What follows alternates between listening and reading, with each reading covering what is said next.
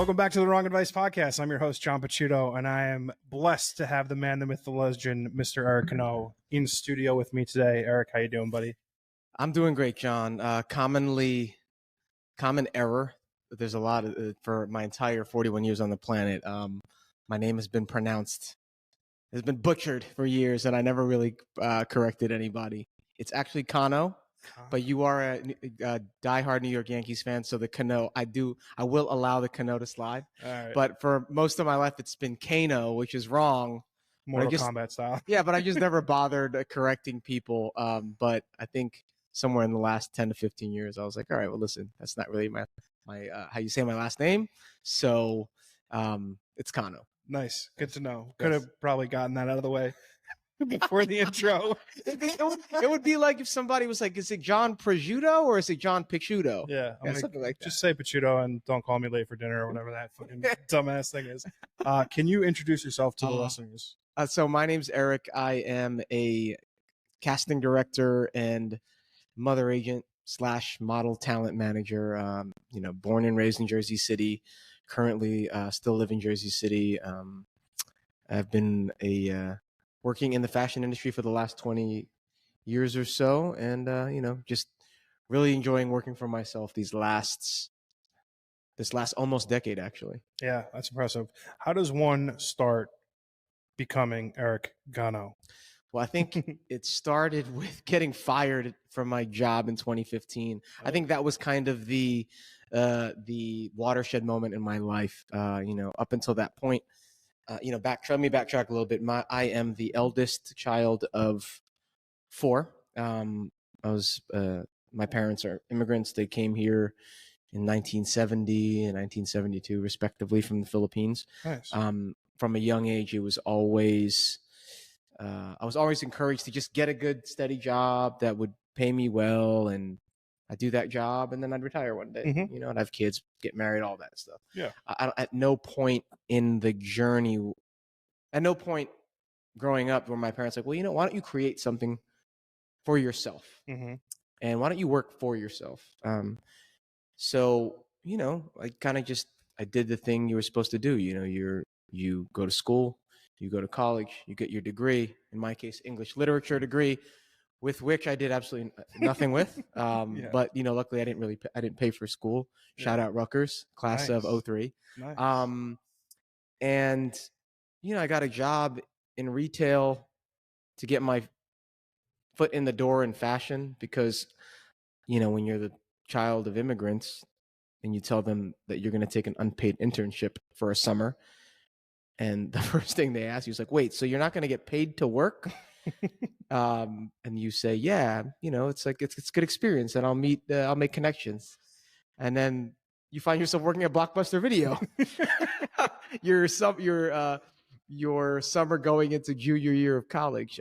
So I graduated from Rutgers in 03, started working in retail, excelled at sales. Nice. So because I did well at sales, I got recruited by some, cool companies, found myself working at Dolce & Gabbana, then working at, a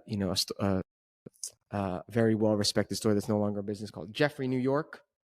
And then, I ended up at another store that is no longer a business called Scoop NYC. When I was working at Scoop NYC, I did some personal shopping on the side. I was the top salesman for men's in the East Coast. Wow. And you start meeting some really exceptional and rich people. Yeah. In my case, I met somebody that would kind of change the course of my career. His name was Dennis Page. I did, I was the personal shopper of his wife and his teenage son at the time. And they came in, and I remember her telling me that Janet said that, oh, you know what? You'd like my husband.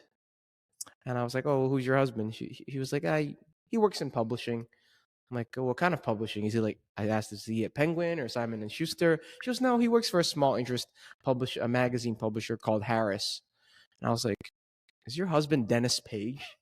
And she's like, yeah, how do you know? And I go, well, I bought the first 2 copies of Slam magazine and Double XL magazine in 1994 and 97. She goes, get out of here. I got to bring him in here. He's going to love you. So, I thought she was just being polite. Yeah. sure enough, she brings him back the next time. You know, we're simpatico, just like kind of from Jump Street. He also grew up in New Jersey, working class, and you know, kind of long story short, gives me a job. I accept the job right away. I start working in ad sales for a men's fashion magazine. So kind of that was 07. Fast forward to 2012, the economy's tanking. Magazines are just a disaster, a dying media. And I was recruited by a company called Thrillist Media Group to work as the senior stylist. And, you know, took that job. Part of that job as the senior stylist was to do all the casting for Jack Threads, which was I don't know if you're familiar with Jack Threads. Yeah. And Thrillist, the parent company. So I do that for 3 years and kind of just trudging along, middle management, making pretty good money for an in-house stylist. And then, you know, series of unfortunate events occur and I find myself unemployed for the first time in your whole life. In my whole life. And that is like the, you know, come to Jesus watershed moment I spoke of. I like to think of a movie. I don't know if you're familiar with the movie Up in the Air. Yeah. So so George Clooney, there's that one scene where he's firing J.K. Simmons. Yeah. And he's like, well, how much money did they pay you to give up your dreams? Oh, love that scene. And J.K. Simmons basically eviscerates him. $35,000. Yeah, $35,000. And he's like, so I found myself, you know, being fired. And it was like the firing didn't just happen. It was like over the course of like 10 days. Yeah. So you're kind of sitting in this career purgatory. Watching people leave. Yeah. No, and you're like, you know, you're supposed to come in and give a public apology, and then they tell you don't come in, and then you're like, well, what's going on? So I reached out to an employment attorney who was a friend of a friend, and they said, well, it sounds like they're preparing to terminate you. Sure enough, that's what happened. And then you're like sitting there like, oh man, at least I got a severance. And it's kind of like, well, what do you do? And it's like, you find yourself in this pivotal moment in your career. I think I was like I was in my 33 years old, maybe. Yeah. You know, I was like getting ready to propose to my girlfriend, and just like, what am I going to do? Yeah. Dude, it's so funny. I have the exact same, almost to the day. I was 33, got laid off in the middle of the pandemic, and I was like, fuck, I'm fucked. And like, there are some people who would take that moment and be like, nope, you know, turtle shell, take the first job available, zero risk, zero absolutely doing anything that, you know, the antithesis of going out and striking out on your own. And I was like, fuck this shit. I want to do something else. I want to like be my own man. And obviously you did the same thing. What did your parents think of that? They were extremely supportive. I think we're not for the support. And I think, you know, Italians and most immigrant families have that same sort of stylistic, you know, parenting, right? Like, correct. They want me to do well, and they're going to give me the rope to either hang myself or, you know, jump off the cliff and bounce back kind of thing, you know. And lucky for me, you know, I have an incredible work ethic and I bust my ass, and obviously you do as well. But it came to that exact moment where I was like, what the fuck do I do now? Yeah. And was there any doubt when that moment comes and you're sitting there like, what the fuck do I do?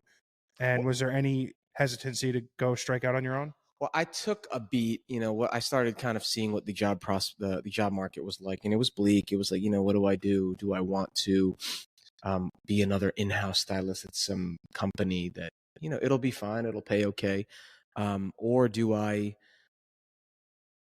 you know, what do I do? So for me, if I'm being honest, I took a beat and I went to California for 10 days with my now wife, and we went to San Francisco, saw some friends, drove down the PCH.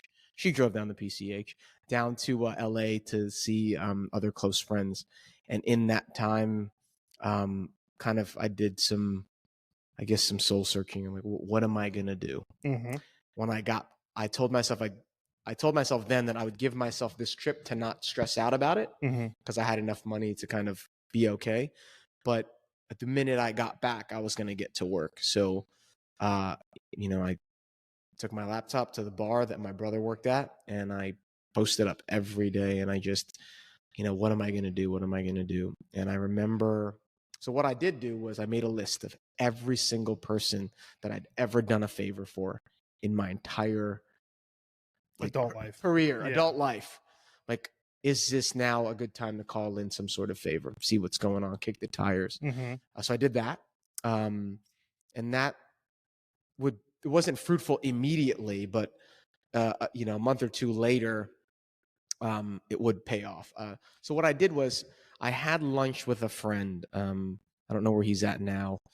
His name's Julian Schrader. He was, we became friends when I was working at Jack Threads.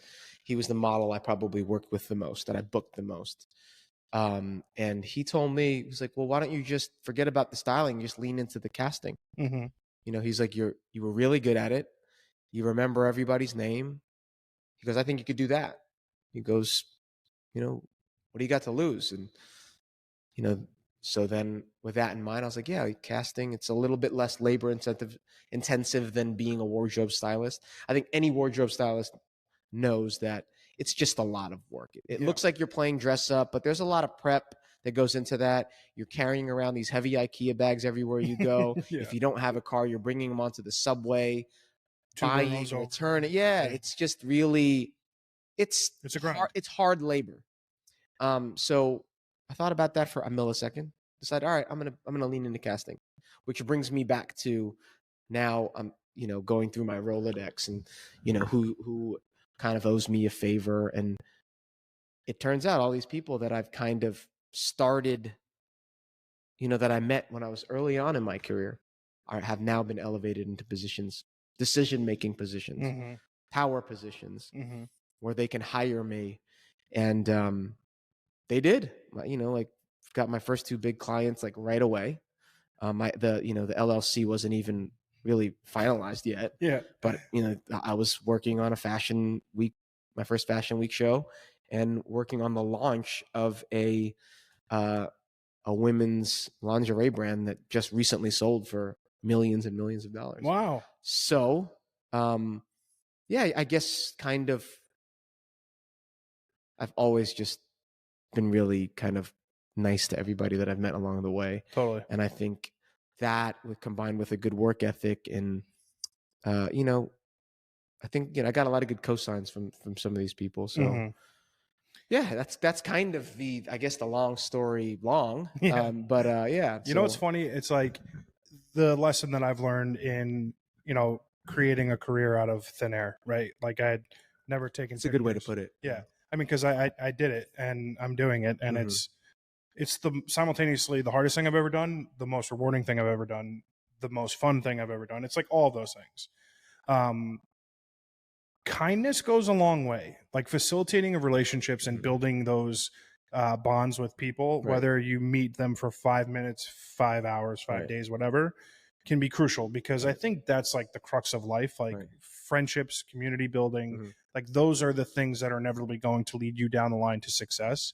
And I think, I don't know if it's like the immigrant mentality, because obviously my grandparents weren't born here and your parents weren't born here. It's pressed upon us to treat people the way that we want to be treated. Correct. And you get to a point where you have this come to Jesus moment where you're trying to facilitate what the fuck you're going to do with the rest of your life. And you lean back on the things that the way you've treated people. And I think that's pretty fucking cool. What was the scariest thing about like striking out on your own? Besides paying rent? The scariest thing was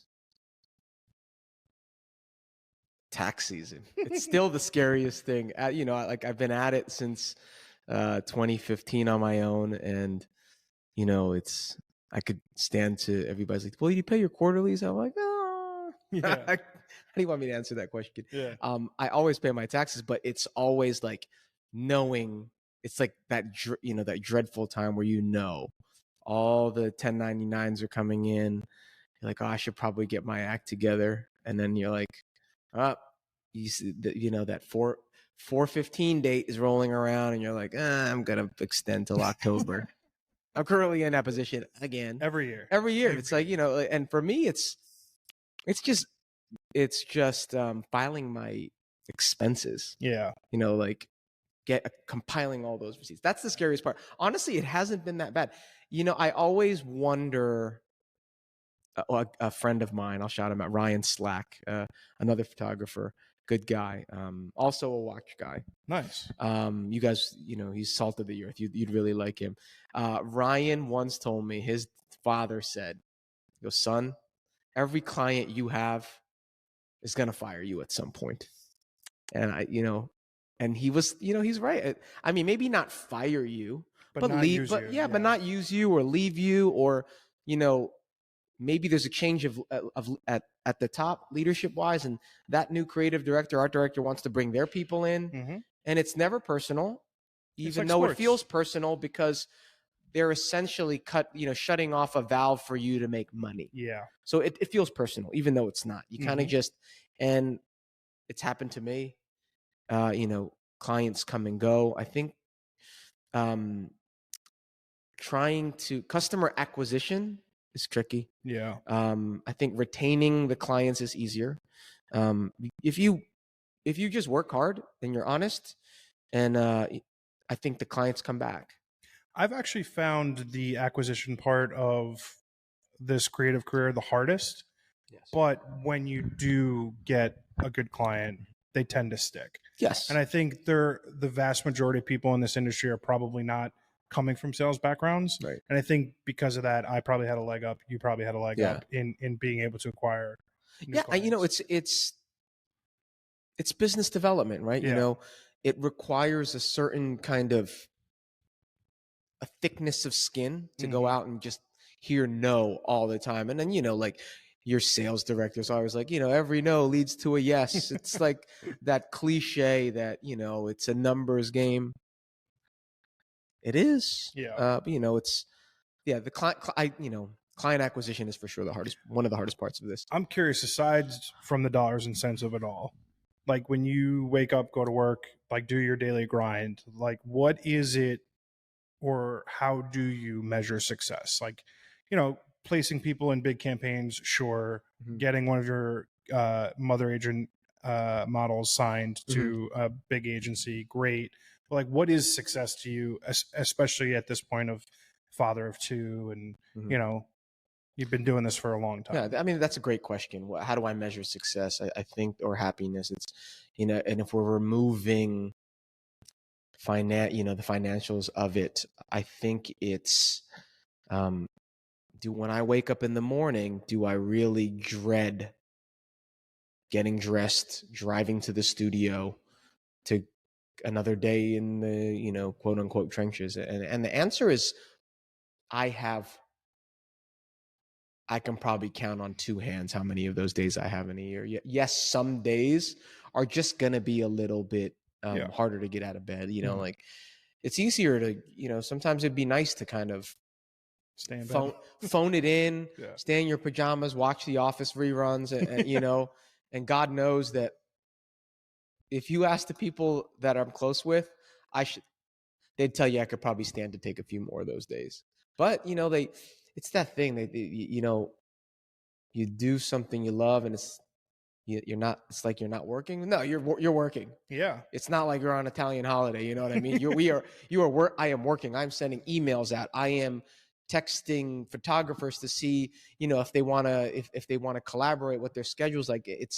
But what else would I rather be doing? Like, like working in a bank, selling mortgages, or like being an insurance guy, or, no, I love what I do. It's client service. Everything I do, like the clients I work with, whether it's American Eagle or Bombas or Uniqlo or Vogue or other photographers or art directors, they're my clients.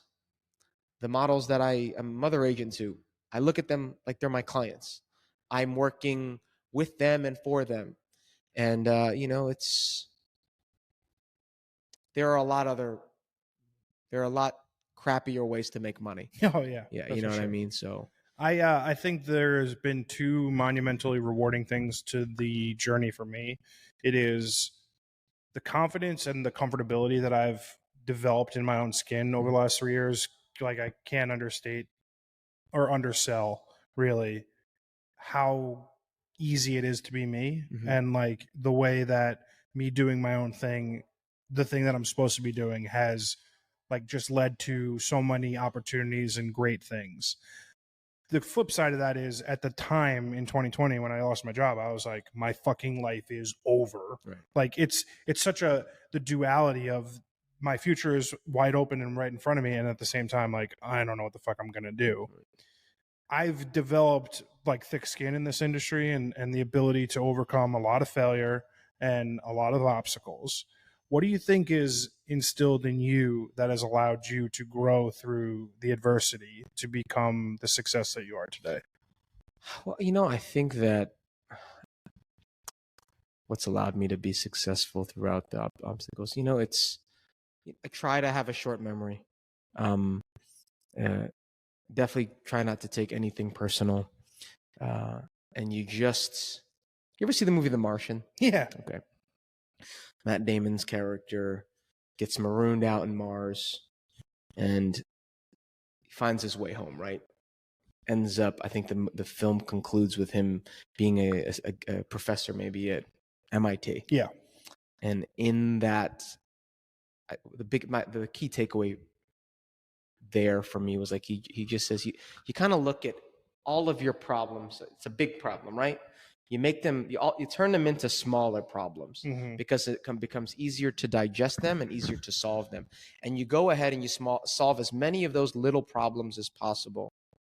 And if you solve enough of them, the big problem gets answered. The big problem gets answered. That has been my approach since I've seen that movie. There's nothing, I'm constantly dealing with some sort of putting out some sort of fire, and there's always going to be some adversity. I think relative to some of the adversity that other, career people face, it's relatively small peanuts, right? Yeah. What's the worst thing that happens? Like a model doesn't show up on time and it gives me a headache because maybe I'm trying to exercise and like not be answering emails at 8:30 in the morning. Yeah. But that's small. Those are small potatoes, and it's just kind of taking a beat.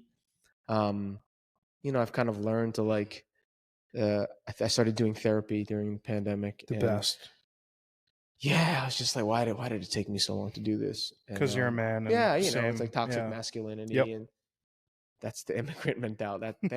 Thanks, immigrant parents. Yeah, right. It's like, what do you mean? You pay me up to tell me your problems. That's what I think my dad and mom both said that to me, which is such a joke. But therapy, kind of just these coping mechanisms to kind of deal with problems. I mean, like we all have problems, right? And when I think about it, like, if I start moaning to somebody about like really that's your problem. I think we live in a time where because we have just such brain inundation and noise, right, that it's so much noise. It's so much. It's oftentimes very easy to lose the idea that you're struggling with something, and simultaneously easy to avoid it, right, to the point where it ultimately becomes an actual problem. Yes. And I love therapy. I'm the biggest proponent of it. I think it's changed my life.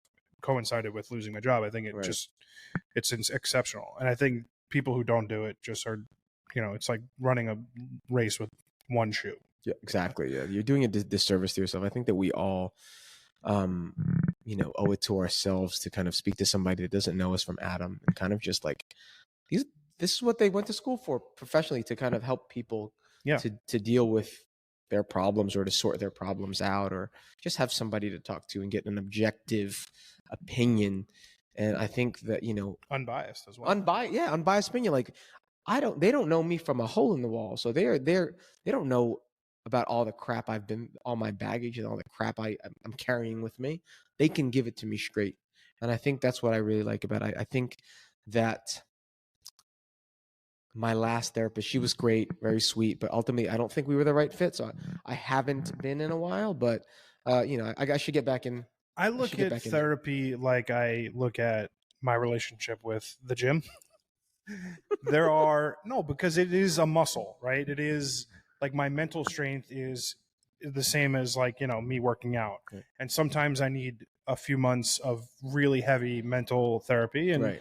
I haven't gone in probably 5 months, 6 Right. months, but it's like it's like a car. You need to service a car, do a couple thousand. Yeah.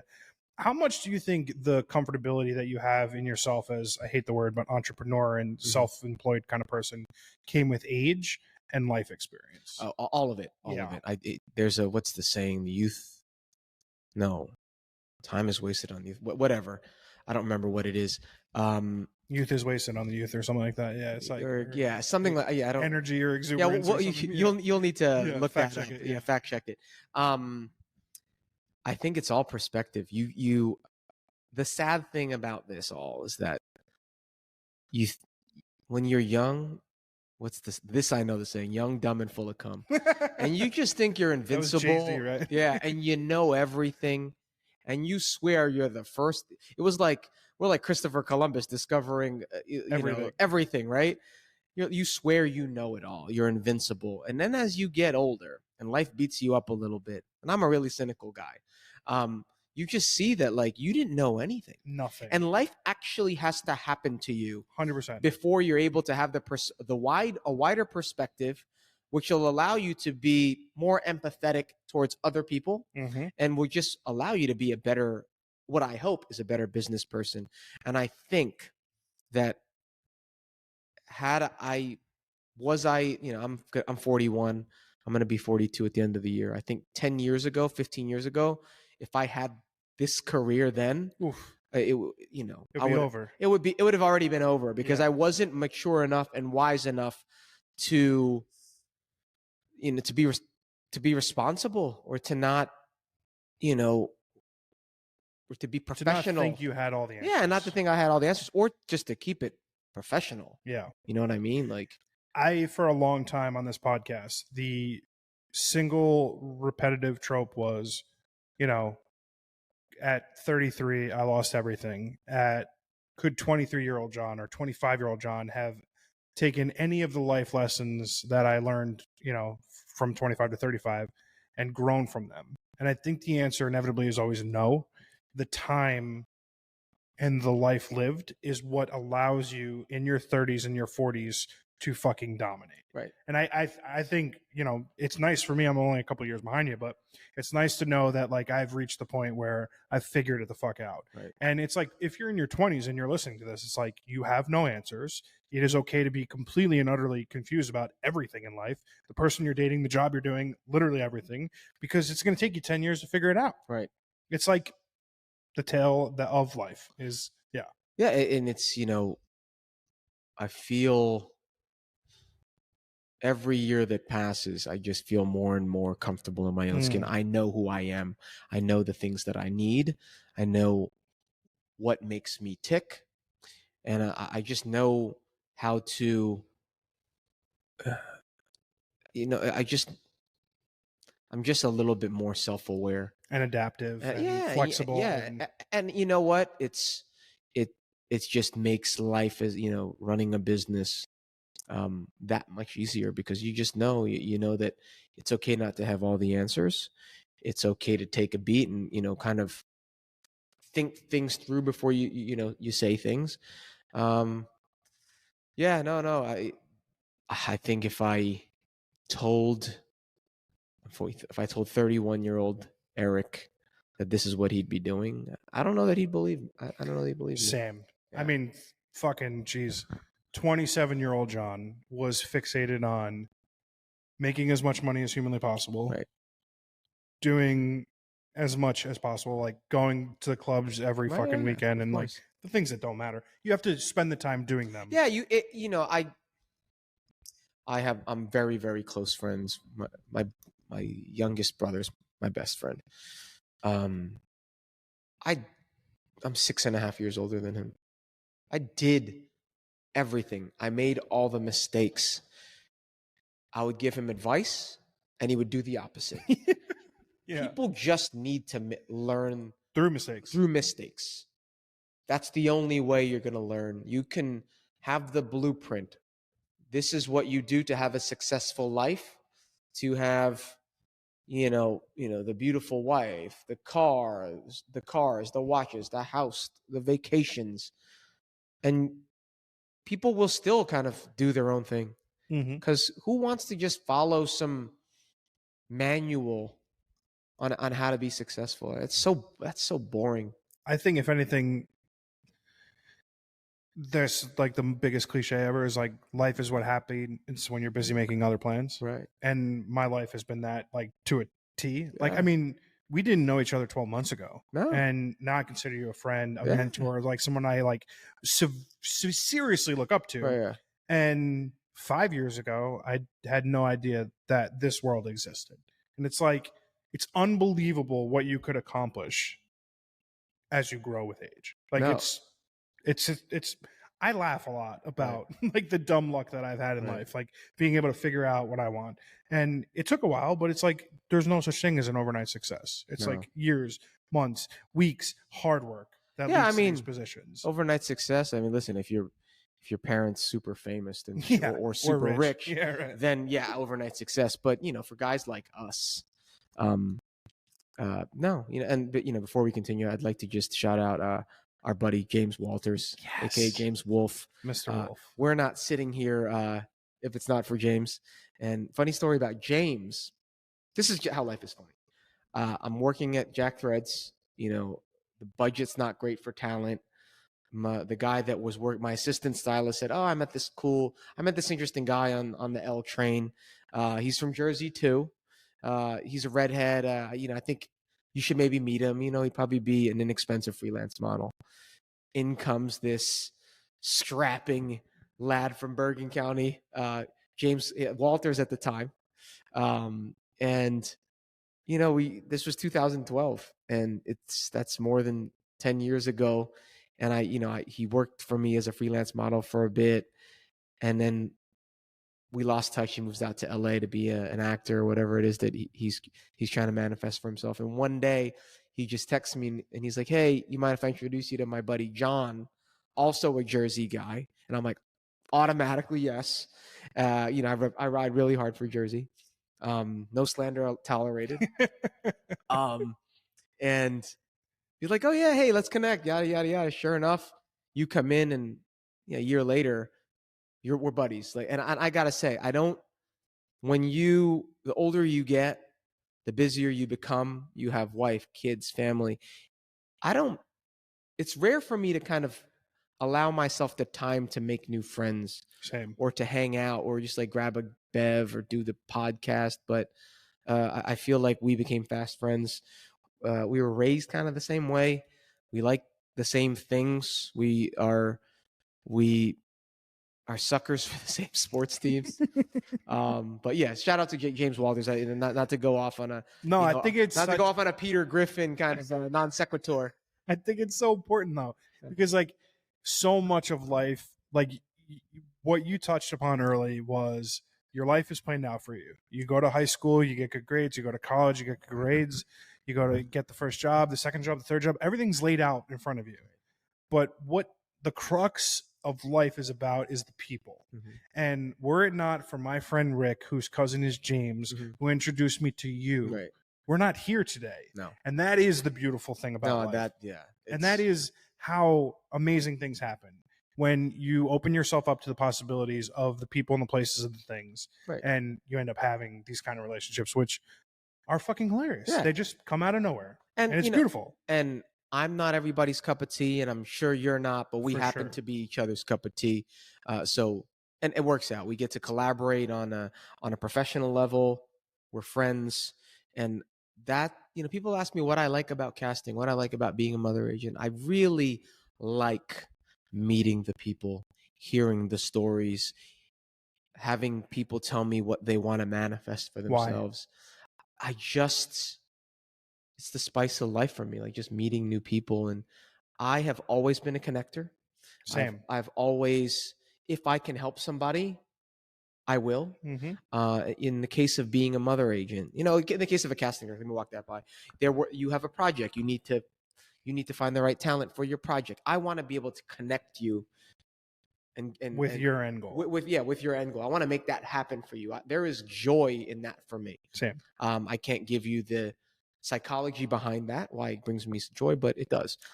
Same. But with the models, it's, you meet these people, and they're like it's like a piece of clay that hasn't been molded yet. And that I can take my experience, my working experience, and really shape them and help them achieve their goals. And I get a kick out of it when, like I get an email from their booking agent and it's like, you've been confirmed for Maybelline for $5,000. And I'm just like, fuck yeah. Like you're just from Tulsa, Oklahoma.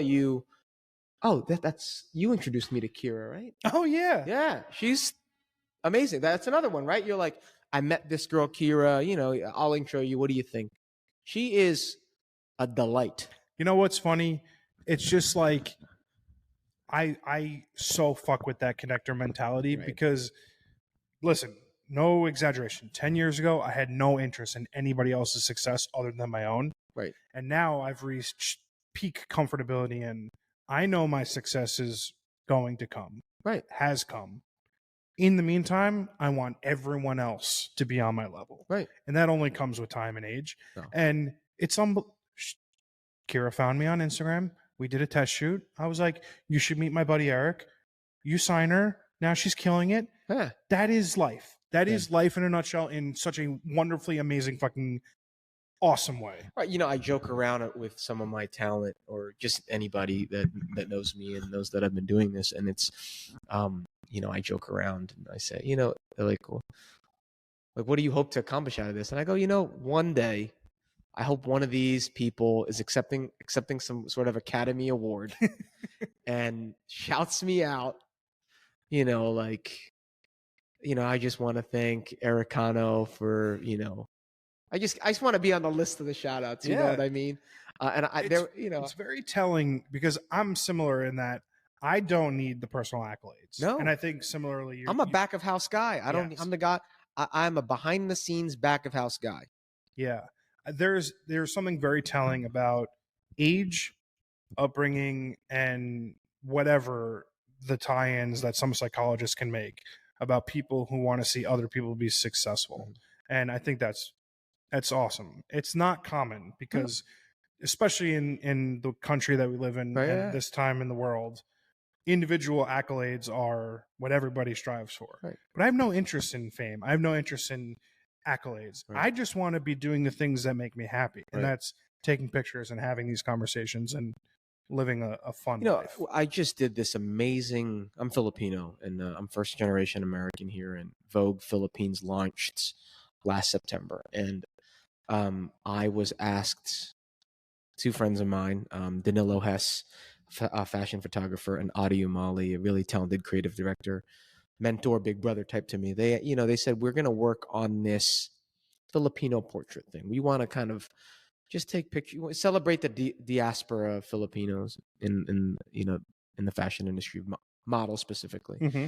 So we had this ongoing project. We ended up shooting 71 models. Wow. 71. Jesus. New York, LA, London. Some of it shot in this studio where we're filming right now. And, so long story short, Vogue Philippines picks it up. They run it. And my name is maybe in the article credits, for a second, but it's just seeing all these faces. And I casted all of them. Casted is not a word. I cast all of them for this. It was just really special to see. Is that like a pitch me moment for you? Yes, absolutely. I think that, yes, I would love to be featured in Vogue. I would love to do something for Vogue America or UK. But if that never happens, I'll always have Vogue Philippines, and it's the country where my parents were born, and that's really special.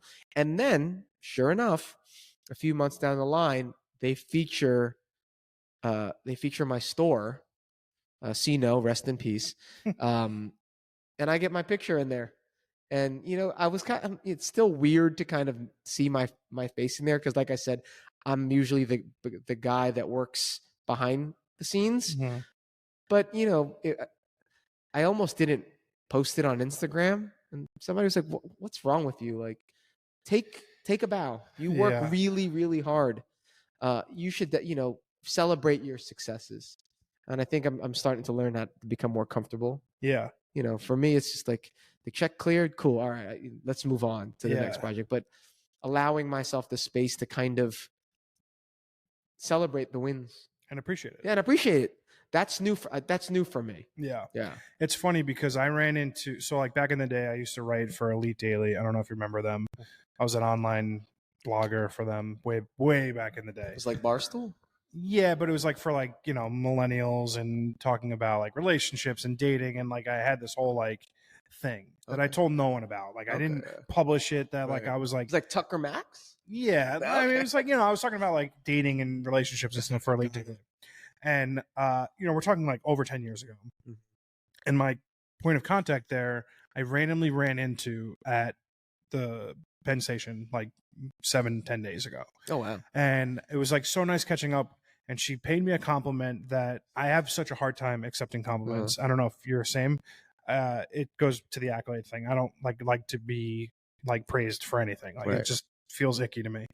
And she was like, you took a chance in your life and like did something that was like completely out of the norm for like what you were trying to do, and you're doing it. And I find that so inspiring to me. Right. And it totally blew me away that someone who I have an internet relationship with would like take the time out of their day and like praise me in that regard. On the flip side of that is, as a person who's become your friend over the last couple of years, I find it remarkable the things that you've been able to build, the obstacles you've been able to overcome, and the business that you've established. And as someone who has obviously a rooting interest, it's really cool to see someone who's kind of in the same boat that like doesn't need the praise, doesn't need the accolades, but it is deserved. Yeah, it's funny you say that. First of all, thank you.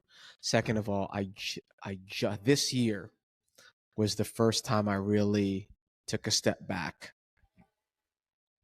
out of my own skin and like took a look and was like, you know what, man, you did good, kid.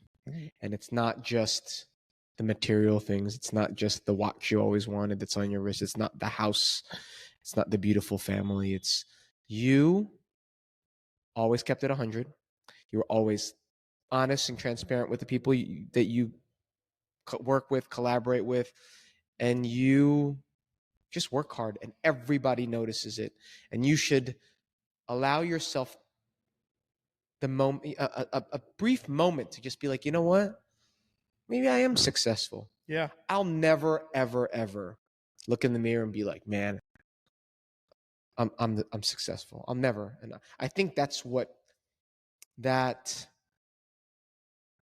It comes from your upbringing. Yeah. Well, that, repressing that or whatever it is like kind of what drives me to continue to push forward, to march on and just keep pushing for more. When will I ever be satisfied? I don't know. Truly, I don't know. You know what? It's funny because I have reached a point where I'm on the cusp of every hope, dream, desire I've ever wanted coming to fruition. And satisfaction is always going to be something that is, thank you to the train, is something that I can't measure.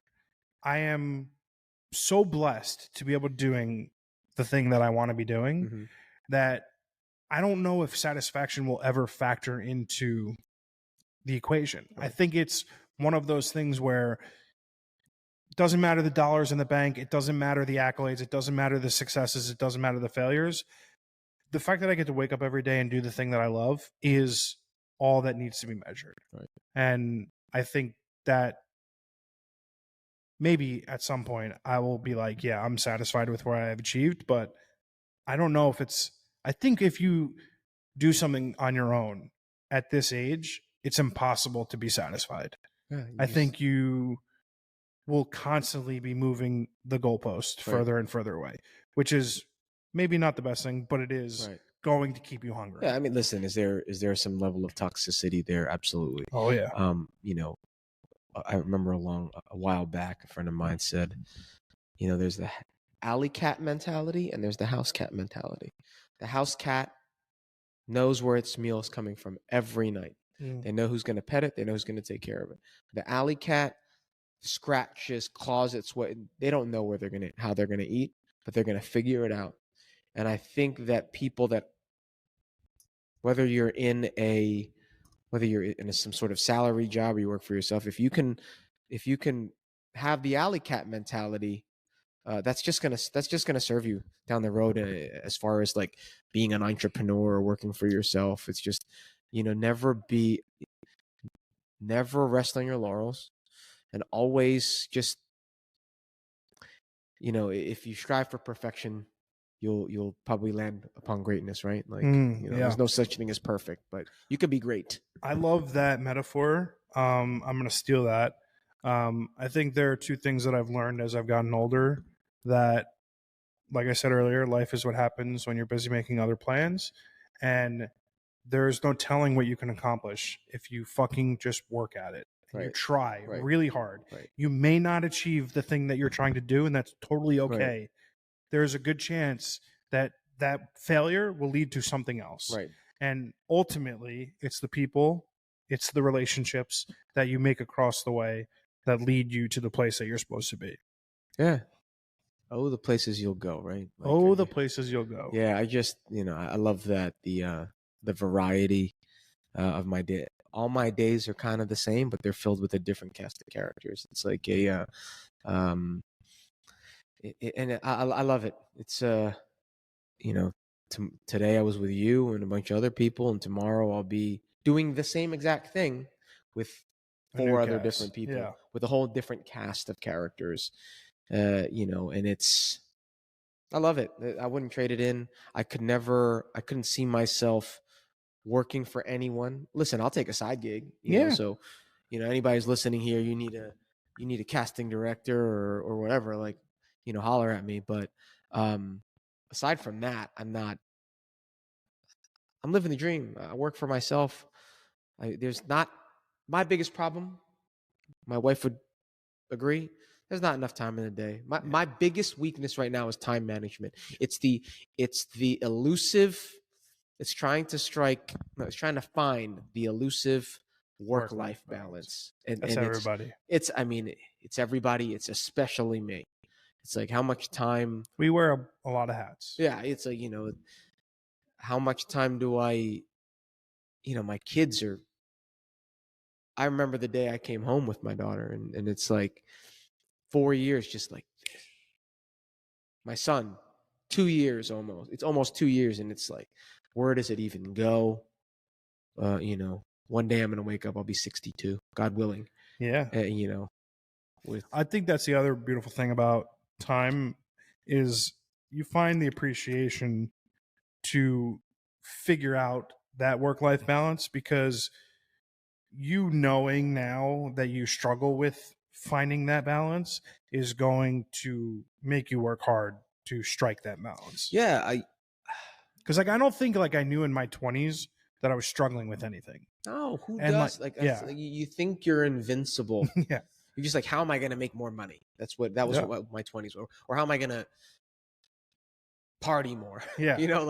What's the magic drug I'm going to take that I can just party longer? Yeah. No, but I was talking to another one of my mentors and good friends, and he said that he was watching some kind of documentary, and it was like, well, they interviewed a bunch of people in nursing homes or elderly homes or whatever, and it was like, what's your one biggest regret? And across the board, it's that they work too much. Yeah. And I was like, wow, that kind of was a sobering kind of reality check. It's like, I could, I'm not, it's not quite banker money. It's pretty good money, but I put solid hours in. This is not a 9 to 5. You're always on. I'm always on. I'm always on the clock. Like, if somebody in Paris or London needs something, or Milan, like one of my models agents out there needs something, you're not going to ignore the email. I'm not going to ignore the email and wait till I'm ready. Yeah. No, I see, listen, if it's urgent, I'm taking care of it right then and there. But yeah, it's just, it's funny that, it's that trying to find, making sure I'm present for my children, making sure I'm nurturing my marriage, whilst at the same time making sure I'm putting in an honest days of work so that we can go to Colombia for 10 days and just kind of hang. Yeah. And, I finally allowed myself, this was a year I hired an assistant. I think you know her, Sarah. Yeah, Yeah. the best. Shout out Sarah. She's in Miami somewhere with her friends. Nice. She won't be listening to this, but No, for sure not. it's you kind of dig into your profit margin a little bit, but it allows you that balance. to strike the balance, to not have to pay attention to your client's every wish and command. I don't know the movie. The quote is, "No amount of money ever bought a second of time." That is Avengers Endgame, and that was Tony John Slattery. That was Howard Stark to Tony. No, that was Tony Stark to Howard Stark relaying something that his father said to him back in the day. What's a mind? Elephant Mind. Yes. And it is the most important thing I think I've ever heard. Yes. Because you can buy all of the great shit. You can chase all of the great destinations on Earth. No dollar is going to get you a single second more than you have here. And if you can have the appreciation for the people and the places and the time that you have, you'll lead a good life. Yeah. And I mean, I'll drink, like amen to that. Yeah. Like, dude, I am incredibly thankful that you took this time out to be on my podcast. No, I'm glad we finally got it on the books. I am a cheese ball. If you've been on my podcast, you're part of my family. I'm happy to call you one of my friends. And thank you so much for the time. I appreciate it. And I'm honored that you would ask me to be here. And, onward and upward. Onward and upward. All right. Thanks, man.